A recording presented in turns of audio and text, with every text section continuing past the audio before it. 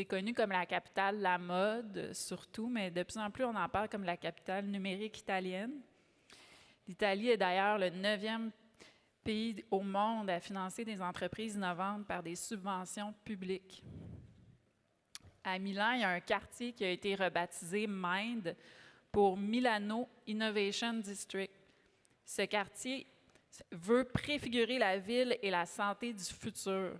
Sur le site, on trouve un campus consacré aux sciences du vivant, le nouvel hôpital Galeazzi, les facultés scientifiques de l'Université de Milan, les laboratoires de recherche et les équipements scientifiques de pointe de Human Technopole, ainsi que la Fondation Triusa pour l'innovation sociétale. Avant 2030, là, ils évaluent qu'ils seront près de 70 000 à vivre ou à venir à Mind chaque jour, pour soit travailler ou y vivre.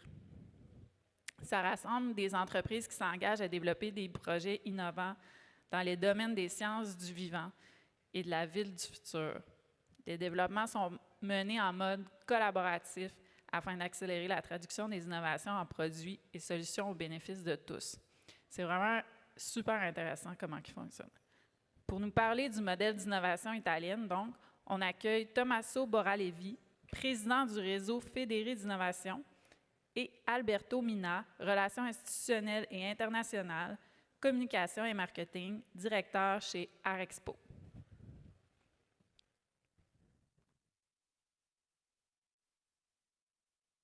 Hi, good morning.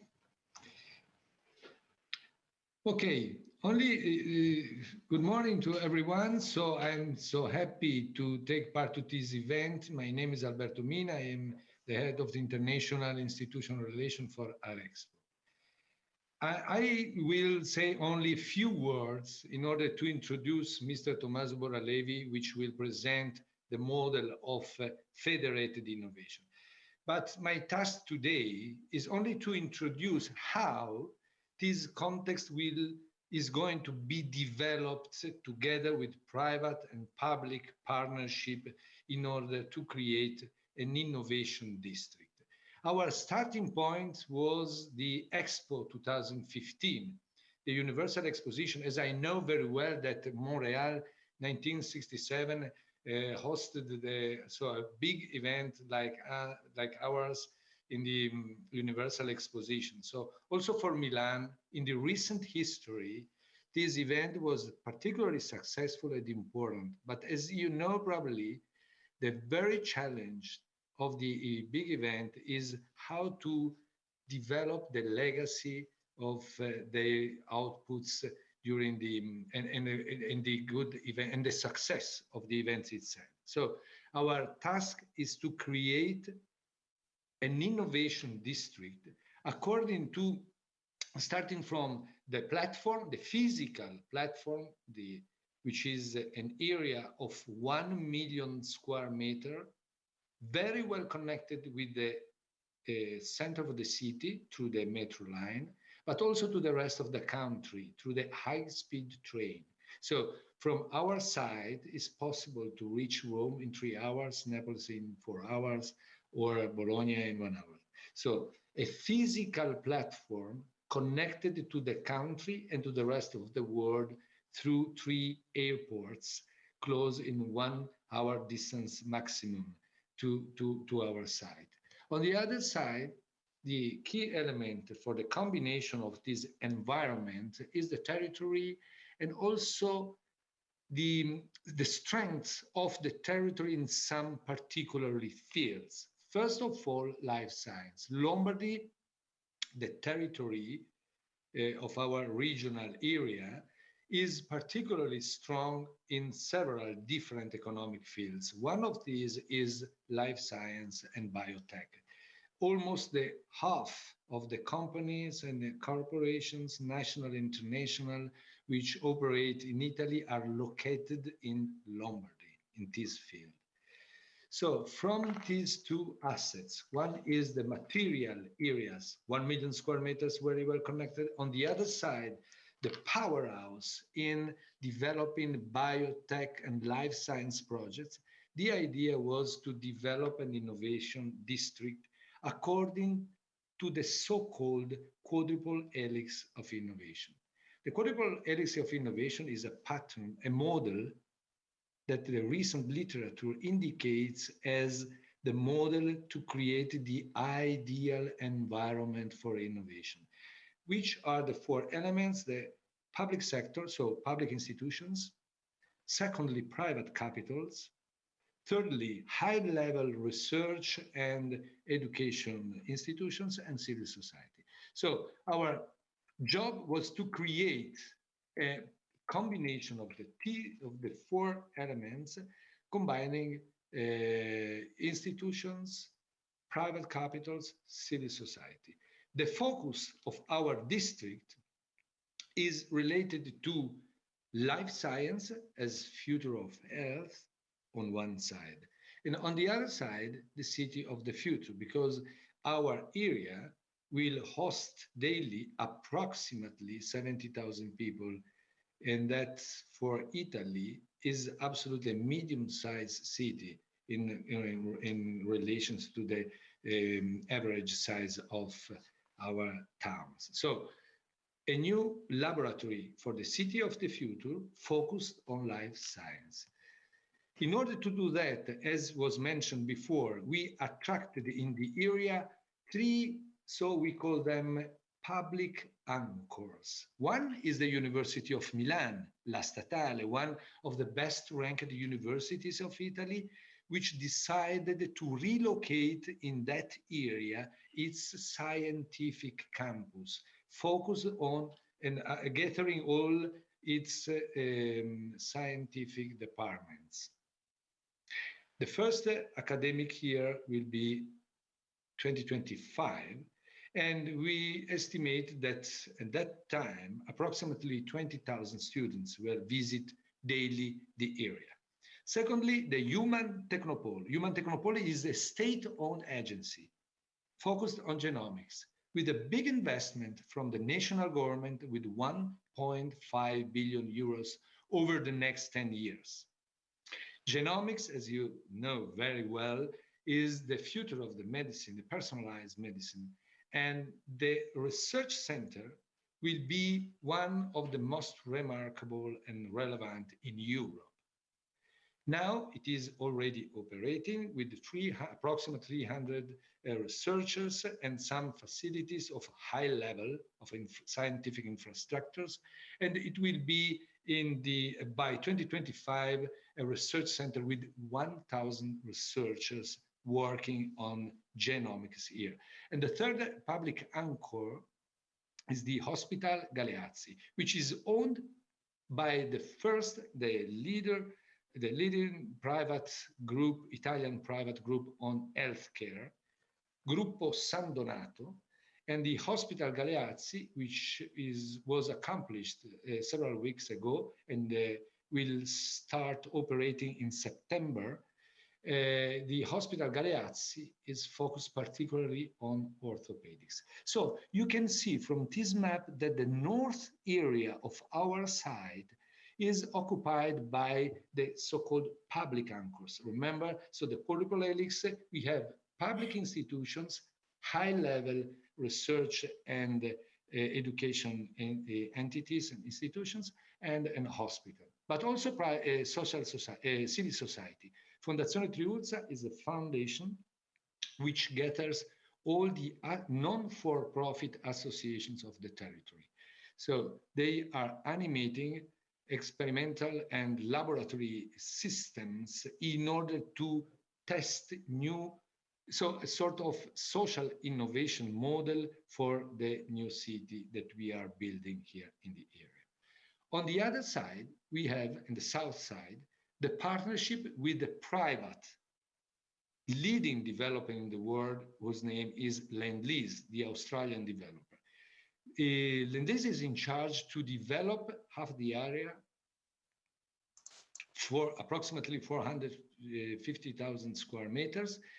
And we have with Lendlease a concession for the next century.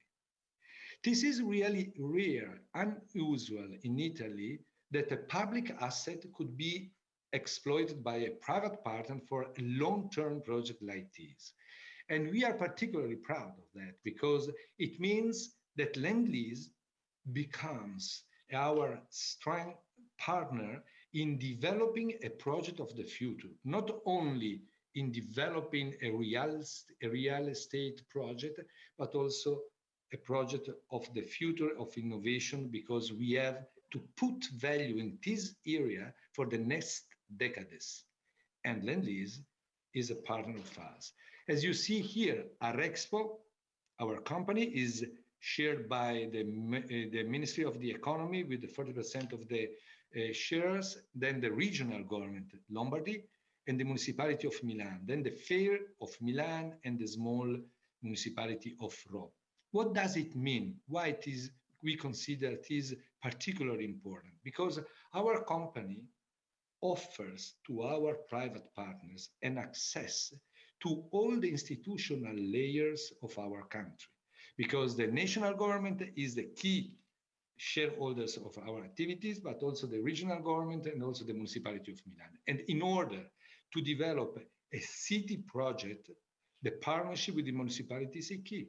But also in order to develop a life science project is fundamental, because in Italy, the healthcare system is managed by the regional governments. And having the regional government on board since the beginning is crucial in order also to offer to our private partners a possibility to be connected and to work together. So thank you for your attention. I think that these words are only to indicate how is the vision which led the national government and the local institutions to create this environment of innovation. And this is why, for us, it's so crucial, the partnership with Lend-Lease and the model and the new model of cooperation among private corporations that Mr. Boralevi now will present to you. Thank you so much. So again, good afternoon, everyone. Thank you for inviting me on behalf of the whole ecosystem to talk about our story. I would have loved to be there in person, but hopefully I'll be there very soon over the summer. I'm going to have around half an hour to present you this story, this adventure, and then at the end we will have some time for a question, and I'll be very happy to answer your question. I'll start showing you this strange icon here, or logo, that you see on this cover slide, because it's in summary everything I will talk about. So right now it looks a little bit weird, but by the end of the presentation it will be very familiar. And it's very helpful for us to have an iconic logo that summarizes the principle of the model. So thanks to the introduction, I'm going to skip the part of the physical district, which is very important, because this model is a model of innovation and ecosystem development based on a physical site. So this is very important, okay? We start from this assumption. So in Milan, there was a very interesting mix of opportunities, and we decided to develop and apply a model based on 4 steps that are represented here. And I'm going to talk briefly about all of them with a focus on federated innovation. But what you see here, by the way, is a view of the new district from the subway station, and in the back there's the hospital, which is opening on August 22nd, and the rest is the new area, the new hub is called Westgate, and here is the innovation hub. So next time you'll come to Milan, we'll have a meeting on the terrace up here. So the first thing we did before and this is jumping in our method, is to really test the environment, do a call for ideas. And what is a call for idea in this specific case? It's a test to see what the project and what the site could attract in terms of innovation players. You see here on this slide some logos. Some companies are global players that you're definitely familiar, like IBM. Some others are regional players. Some others are startups that have become unicorns. These guys here, the Orbit, the space tech, between 2018 and now. Some others are startups that are no longer part of, they're disappeared, they're failed. And this is very interesting because it tells you that the innovation players grow and die in a very dynamic system. But for us, it was very important because we simply asked, what would you do if you had the opportunities to join this iconic site before even the master plan was developed? And the questions were very different. The answers and the ideas were very different, but led us to understand that there was a vibrant environment, and a lot of that was the legacy of the Expo. And we did this call in a very strategic way. We actually was done by the public partner. So immediately up front was a collaboration, public-private. And second, we didn't publicize too much. So we wanted to see on its own how much traction the project was having. And the results were better than we expected. In fact, we had to create a commission and to evaluate the projects, even though you were not winning anything. And we selected the top 100 initiative.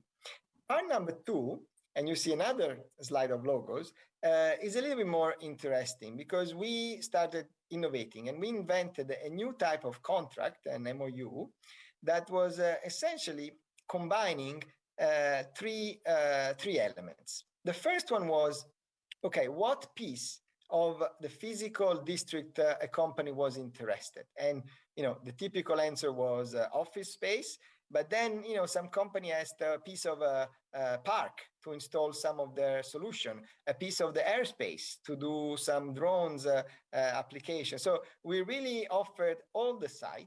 And so that was written in this contract. The second part was what they were planning to do. And this is really when these the real estate players start changing skin and becoming an innovation actor, because you ask not only what type of space company wants, but also what you're planning to do. And with this information, we were able to get an understanding of the energy that was building up on the site. And the third element was what role you want to take.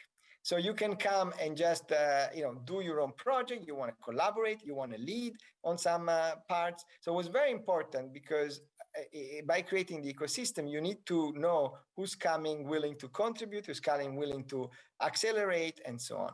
So again, this was another very successful effort. We put together many contracts, and we stopped counting over 100.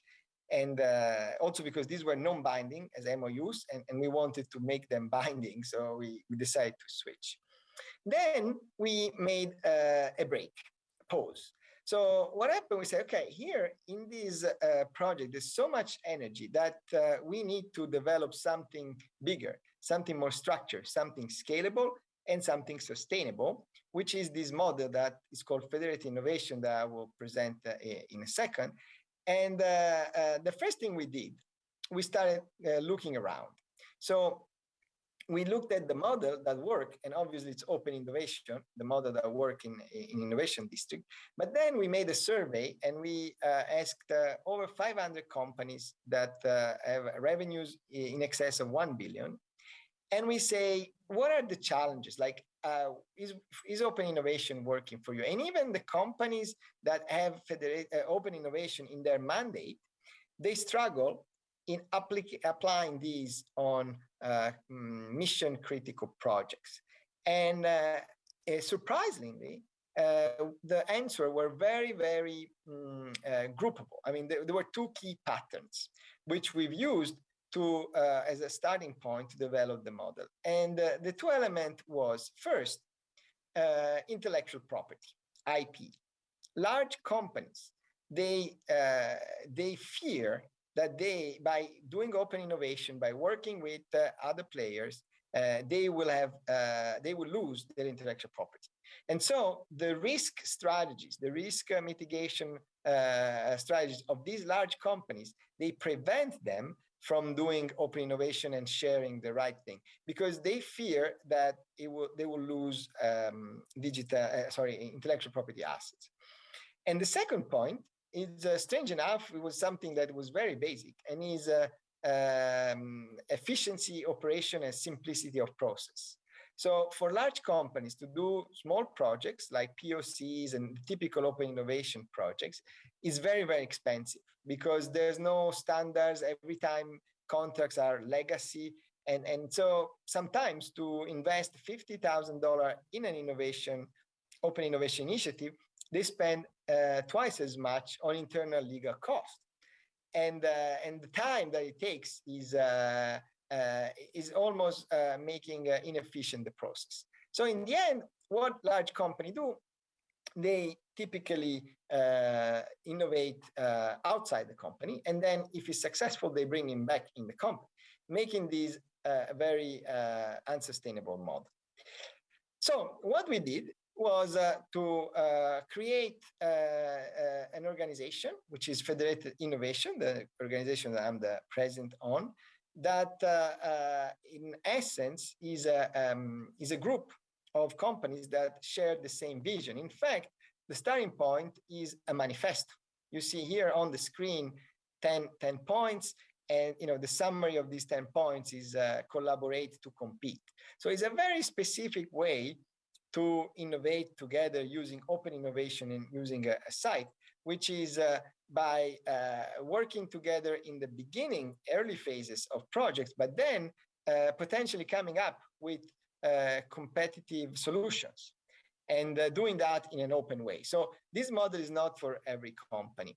And if you have to summarize what Federated Innovation is, it's written here on the left part of this slide, is a business networking engine. These three words are very important. First is business. So it's designed for what innovation does, which is bringing to the market new product and solutions. So the goal is to put business, to put dollars in bank accounts of companies. So it's not R&D, it's not technology transfer, it's really business.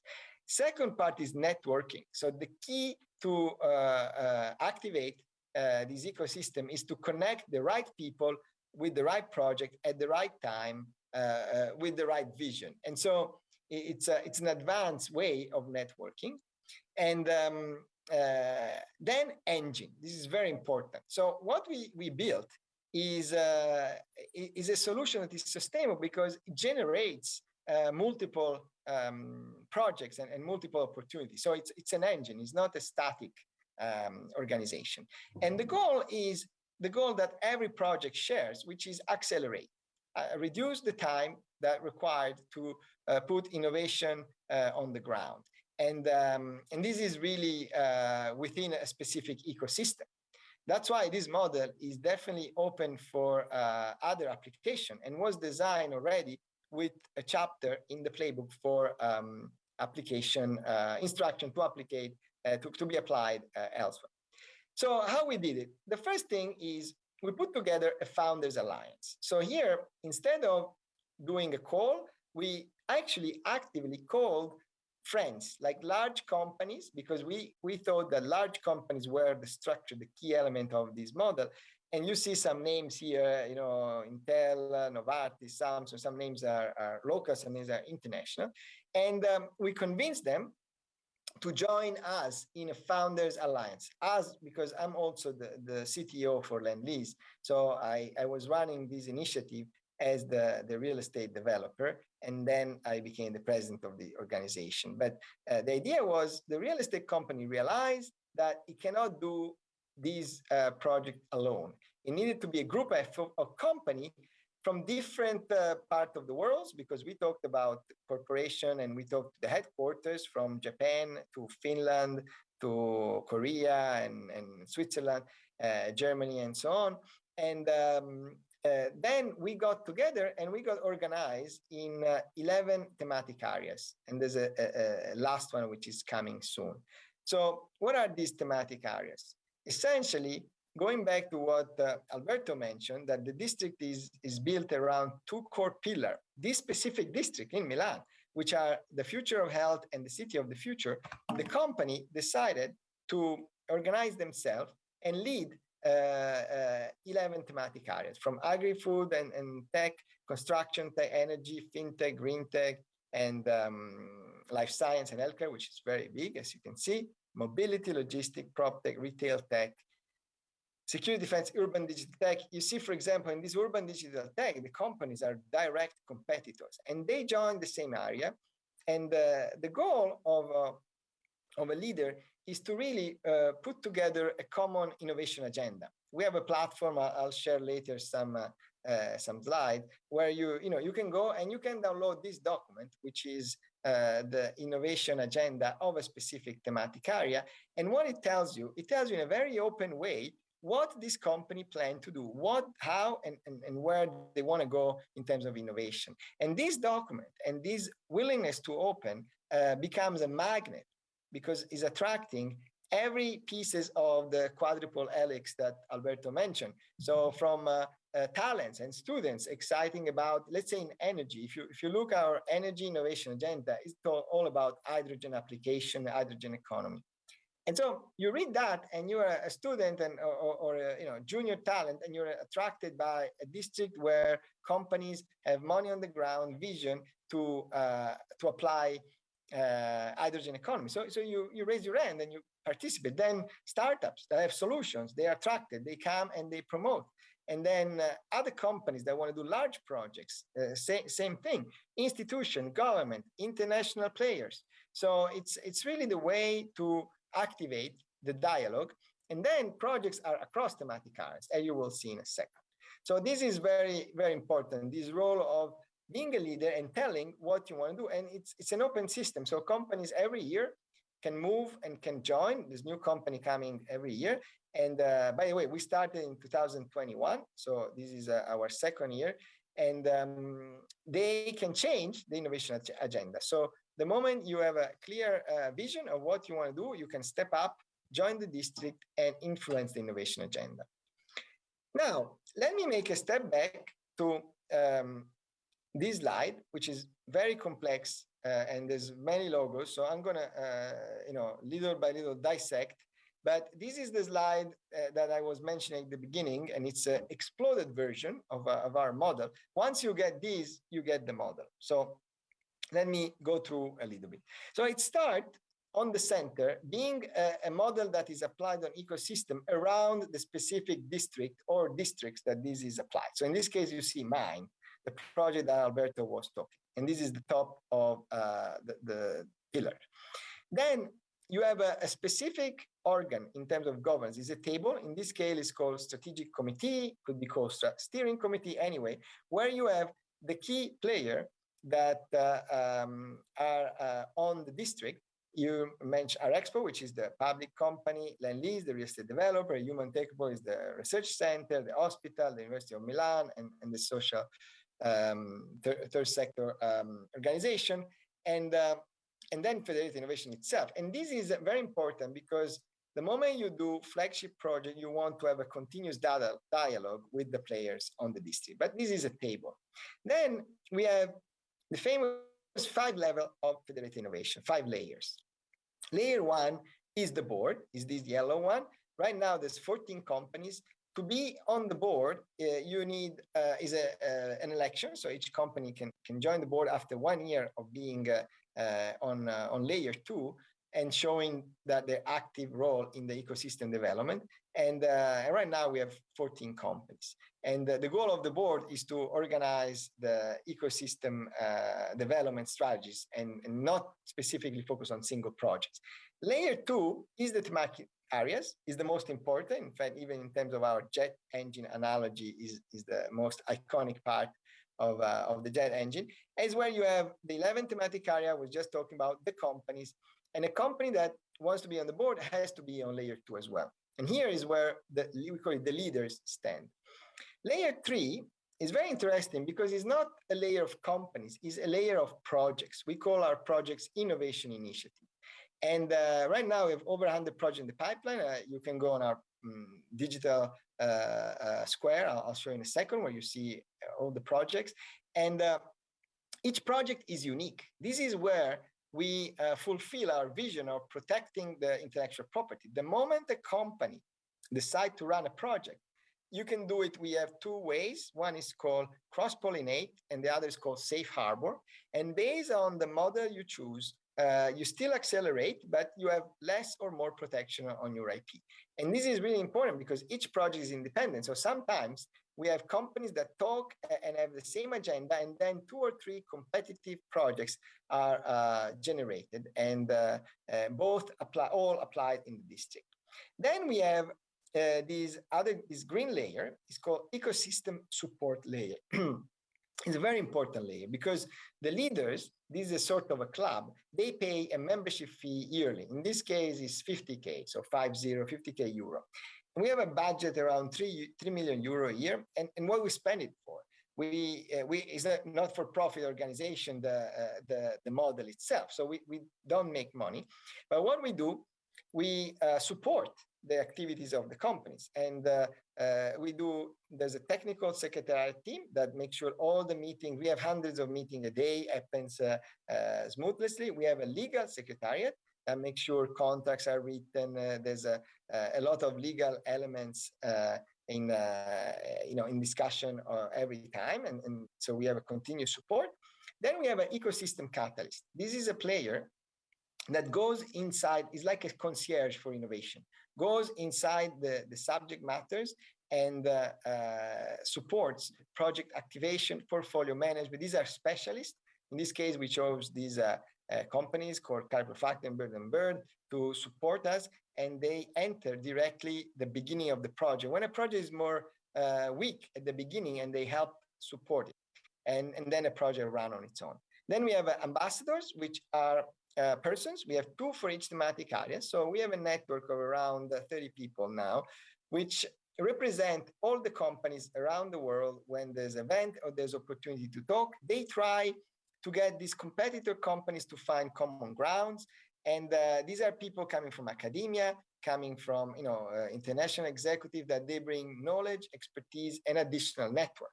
In fact, the network of ambassadors, it's a network within the network. We call it the diplomacy of innovation. And they oftentimes serve as activators for projects, because they quickly, with a phone call, they can test if the 2 companies are willing to dance. And lastly, we have a digital platform, which I'll show you some slide later, which is our all-in-one. Is a website, is the tool for the board to work. It's the tool for starting project, to organize initiatives. So it's our one-stop shop on the digital world. The last 2 layers are our communities. We have business and we have talent. Business, these are free to access. Right now we have, in terms of business, over 500 companies, and they are push-pull. So business is for companies, talent is for individuals. And what it means is that the moment you are having an idea, you can run a project, you can push a project through the system using the infrastructure, the contracts, the highway infrastructure to speed up the project creation that we have set up. Obviously, if you are a leader, you are from the inside, but you can do it the same from the outside. And pool is very important, because the moment you have a project and you need a specialty, we look into our pool of companies. And when a company is in the community, we have a direct access to the company. We know who they are. We have a direct link to key people. So it's very quickly, with a phone call, to find what you need to close the loop on your project team. And finally, we have 3 layers of partnership. And these are very important, because the network is a network of private companies. And so we have research partners, for example, universities, and we started from global players. There's no Canadian university, so that might be something we have to work on directly. But we have Berkeley, MIT, NUS in Singapore, London City, UCL, obviously the Milan and the Italian universities, NYU. And this slide is over a year old, because we don't have space anymore to add logos. so we keep it as an example. Then we have players like NASA, that for the first time needs to design a space act with a real estate developer to work on construction on Mars. and use the Federated Innovation model to accelerate the project. The second layer is the institutional partners. Like Alberto mentioned, it's very important. We have here government and industry association, that the moment you have an innovation, you talk directly to the people that have the ability to influence legislation, to give exception to the law, to allow you to try drone highways, drone deliveries when it's not fully normed and legal in Italy, for example. So it's a very important component. And we have direct access. So with a phone call, we get to the ministry, we get to the local authority, we need to use the cycle path to do some tests with autonomous vehicles. This happens so quickly because we have a structure and a partnership in place. And finally, we have the innovation partners. These are the professional of innovation. We have incubators, accelerators. Here we have local and international partners. Berkeley Skydeck, for example, has decided after a competition in Europe that they looked at Paris, they look at Berlin, they look at the typical places, and they chose Milan and mine to run their European program, which now is in the first batch, and we've just received over 600 applications and is a top academic accelerator. Then we have other players from the typical plug and plays and so on. Some very focused, like Bio for Dreams, on life science. We have venture funds. This is very important because being an engine, you need fuel, and jet fuel is the dollars and the euros coming from VCs. It's exciting because we see some new VCs creating some new funds, some new venture funds created just to support initiative coming out at mine. Because the deal flow that is there coming from the talent and the academia and the technology transfer is exciting and compelling. And then we have an area where we can start making a partnership also with Quebec region, because we partner with other innovation district, science and technology park. And the idea is to combine a network with another network and then generate more value. So 1 + 1 does more than 2 when you combine networks. And right now we have partnership with the US, with Germany, with Israel, and we're just about to grow. Finally, we have sponsors and industrial partners, because a lot of companies, they want to offer support from legal, from strategy, from physical tools, from money. We have an Italian bank that offer money for green tech projects. So they want to participate, support project, give awards, and obviously there should be a way for them. So essentially, these models, as you can see here, there's a space for everyone, and this has been a key success factor. And then it's very flexible. You can move from layer 1 and 2, layer 2 and 4 very, very fast. And the idea is to always be in the position where you can maximize your interest as a private company, and then support the others and grow and at the speed of the model itself. So this is very quickly wrap up. This is a bigger logos. I know you have a large screen there, but this is just the partnership, and again the logo that was on the original image with the 5 layers, the engine inside and the partners outside. Now, this is exciting news. So flash news, our Federated Innovation Global Expansion Plan. So today, what I'm also announcing is that on top of the 4 projects where Lend-Lease, which is the owner of this model, is decided to apply, which is Milan, and then we have an innovation district in London, in Euston Station area, in Silicon Valley, in Singapore, and Kuala Lumpur. Then we received interest from other regions to look and collaborate on applying the model within their projects. And this is very exciting because the model started very flexible, very parametric, we call it, but it's only when you in practice you look and you visit and you work with companies like Numana there in Quebec, and you collaborate and you see if the model can be applied. So this is an exciting new stage, and I'm happy to announce, and the event has been kind of a catalyst for that we've got the approval to work, and our intention to collaborate with Numana to look if the model can be applied and implemented successfully in Quebec. So that's something I really want to thank François Boralevi for his initiative, and we're happy to start from tomorrow, plan and look in what we can do together. In addition, there's it's really global. We go from Japan to Saudi Arabia on cybersecurity. In Japan is longevity and silver economy application. In Saudi Arabia is more cybersecurity. In Cameroon, it's very interesting point of view for developing country. And South Korea is a failed district from Samsung that tries to have a new life. So with this, I wrap up with question. We have a fourth pillar, which is our marketplace for data, which is very important. We're just implementing. So this slide is just a summary of our last step in the four-step model that you remember started at the beginning. And basically, we're creating also an infrastructure for data to be exchanged. So it's not a data lake, but it's a safe system to exchange what we call certified data flows. So essentially, it will be machine to machine, company to company that will share data in a controlled way. It's almost like an app store of data where you can take some data streams and implement these quality data stream in your own product and services.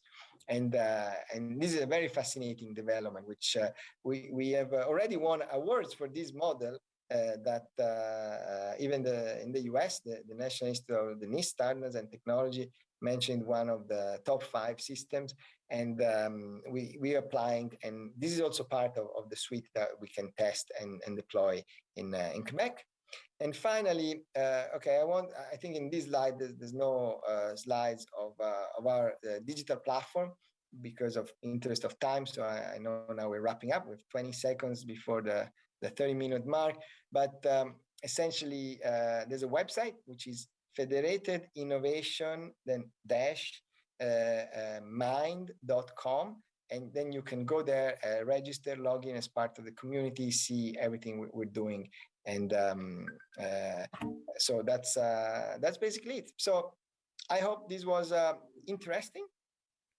My timer just beeped, so looks it's time for question. I was really rushing through. Let me go back on the most important slide with my summarize a little bit, and then I leave it to the MC of the event to see if there's a question or anything else that I can be helpful with. Thank you. Je vous rappelle. Oh. So how do you deal when difference of vision amongst the partners emerge? Okay, so very good question. And even today I had an internal debate. So essentially, we are stimulating that. We want this conflict. We want this continuous dialogue. And we have a solution for it. That is, if we don't find a common vision, then every partner, every leader in that case, has the ability to write a certain section of the innovation agenda. So imagine some groups wanted on the energy side to focus on nuclear energy, some others on hydrogen. If they don't find a common ground, then they will all be listed, and it will be left to the community to be attracted to each specific vision. So, so far, we were always able to find at least common ground on something. And I must say, especially digital and data has been a common thread. So even when the vision are different, if you use this layer of digitalization of each industry and data, often they found common ground. So that's kind of the quick answer. But we are happy.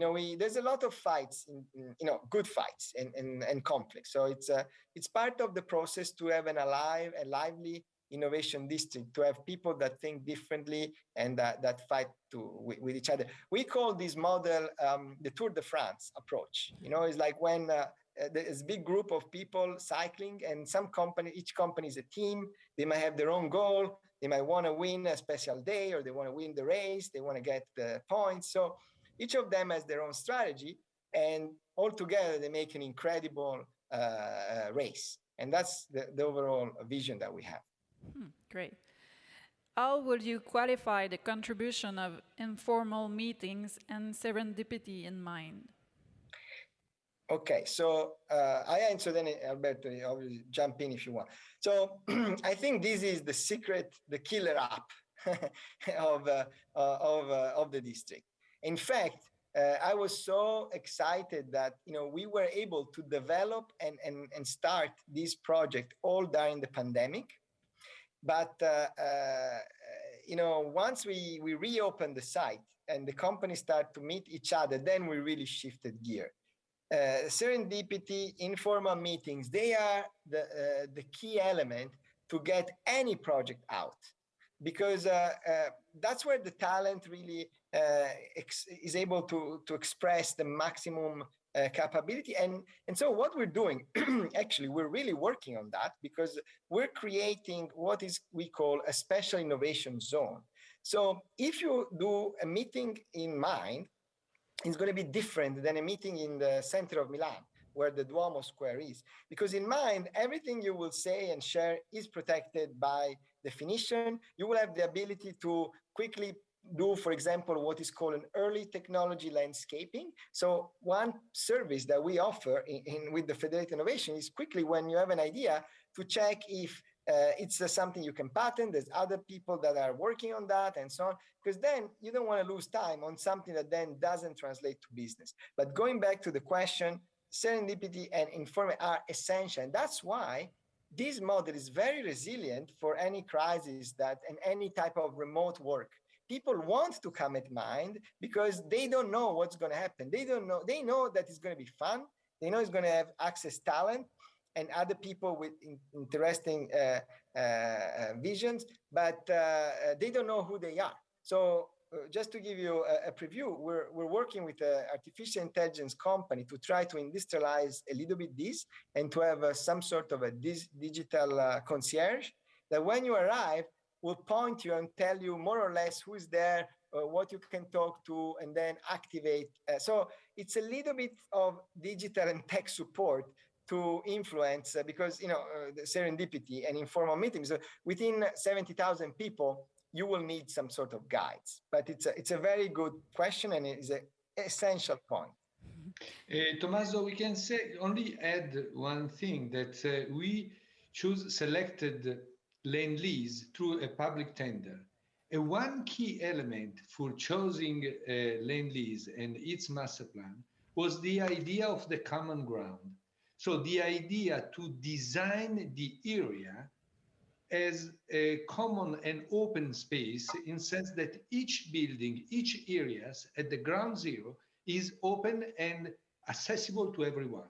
So the idea is the serendipity and to coming across people and saying also physically is informing the design of the area. And secondly, the main avenue of the area, it will be the longest green linear park in Europe. So to connect people in a well-being asset, open to everyone and very flexible. This is why we consider this master plan really key, also in create the condition of encounters and serendipity and meetings, informal meetings and so on. Okay, thanks. And how do you measure success? Okay, so this is a very good question, because we've got a meeting with the Italian business bank, it's CDP, is the government bank that makes investment, and they're coming in mind to do projects, invest, and so on. And they ask us the same question. And we got flat-footed, and we didn't, we were so focused on building this model and creating this vision, which we didn't have a framework to measure success. This was last year. And also because at the beginning, even the legal team that helped us, they called this mission impossible. So on paper, this was very difficult to survive. So we didn't really care about measuring. We said, are we alive or not? And how many companies can we attract? Because we never thought about 500 in 1 year. So now that we are up and running. We have just in the last board that happened on May 26, we approved to do a global call. So actually, if in the audience there's any company, any consulting team, anyone, to help us find a way to measure ourselves, not using the typical standards, because we can measure data points, number of companies, number of projects, budgets for innovation, all that data. But we're trying to do something better. So we have now active this open call for a methodology.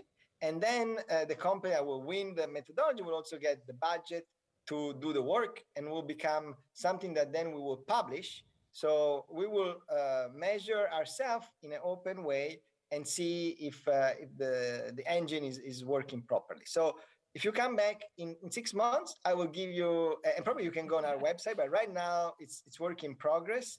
And we're very excited about trying to find a way to measure and to build on the weak points, then to invest and improve the model. But right now, we don't have it yet. What's the biggest challenge to make it in place in other city? Okay, so this is so the first challenge is to find the right support team. So you need to find what is called in the model is called the promoter. So when Lend-Lease as a private developer is involved and it's investing billions on a site, obviously we are the promoter, and we put together the initial energy and the initial talents to study the model application. So once you find that, the second most difficult thing is to find the ecosystem support layer. So who will be the team, the local team on the ground that will understand the vision, implement the vision, make sure that they are not pushing their own agenda, but the agenda of the district itself. So that will always be. In fact, in the model deployment, the only requirement that Lend-Lease, which again is the model owner, is asking in terms of ensuring the quality of future deployment, to have a say in the promoter selection and the ecosystem support team selection. Because if the model is applied by people that are not the right people, there's the risk that fails, and you don't know if failed because it was supposed to fail or because you chose the wrong partners. And so that, I think, is going to be the big challenge. Then we have a clear methodology where we take the model, which is parametric. We have to do a very deep stakeholder analysis, so really studying and scanning the territory. But there's a methodology to do it, and it took over 1 year at mine to do it right. Many interviews, data points. I don't want to bother you guys. And then there is a very interesting phase where you close this team of people that have supported, and the promoter and the people that did the stakeholder analysis. You close in a room for like a month, and you try to come with the special version of Federated Innovation at, and you can say the other city. And that's kind of a magical effort. So if you nail it, it will work. If not, it probably is not going to work. So this is a model that requires a lot of vision and ideation at the beginning, and then very good and sharp execution. It's not easy, I guarantee, but it's very exciting. We have incredible outcomes. I invite you guys virtually on Monday, the 20th, we're launching with the Italian government showing up an incredible innovation that will help us fight COVID. It's the first time that a new type of technology is applied, is microwaves against the virus and so on. And that was a project born thanks to Federated Innovation. And that is a joint venture between a military and defense sector company and a real estate company, life science company. They would have never even known the existing of the other players if it was not for Federated Innovation. And now, in 2 months, they were able to deliver a project that is a global launch. So with never seen before technology. So that's kind of how we try to deliver the benefit of this accelerated innovation model. It's not easy.